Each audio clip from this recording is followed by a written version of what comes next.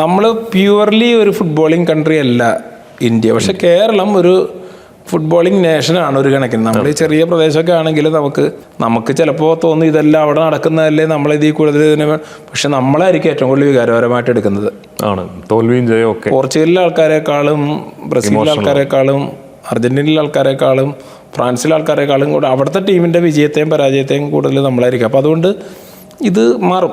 ഈ ഇപ്പോഴത്തെ ഒരു ഇത് മാറിയിട്ട് സംഗതി ഉണർന്നു വരും, പ്രത്യേകിച്ചും എല്ലാ സ്ഥലത്തും. ഇന്ന് ഞാൻ കടന്നു വരുമ്പോൾ തൃശ്ശൂർ ജില്ലയിലെ ചന്ദ്രാപ്പിന്നിയിലൊരു വലിയ ഫ്ലെക്സ് ബോർഡ് കണ്ടു. അപ്പോൾ അവിടെ വലിയ ലൈവ് സ്ക്രീനിങ് ഇന്ന സ്ഥലത്ത് ഒരു ഓഡിറ്റോറിയത്തിൻ്റെ പേര് പറഞ്ഞിട്ട്.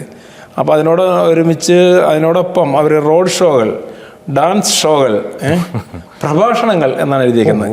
അവിടെ ഭക്ഷണം കഴിക്കാൻ ഇറങ്ങിയപ്പോൾ ചോദിച്ചാൽ പറഞ്ഞു പ്രഭാഷണങ്ങളുണ്ട്, ഫുട്ബോൾ സംബന്ധിച്ച ആളുകൾ പ്രഭാഷണം നടത്തും ഓരോ മാച്ചിനും മുമ്പ്. അത് കേൾക്കാൻ ആൾക്കാർ വെയിറ്റ് ചെയ്യും. അപ്പോൾ ആ നാട്ടിലെ പ്രഭാഷകരാണ് അവർ ഫുട്ബോൾ രംഗത്താണ് പ്രഭാഷണം നടത്തുന്നത്.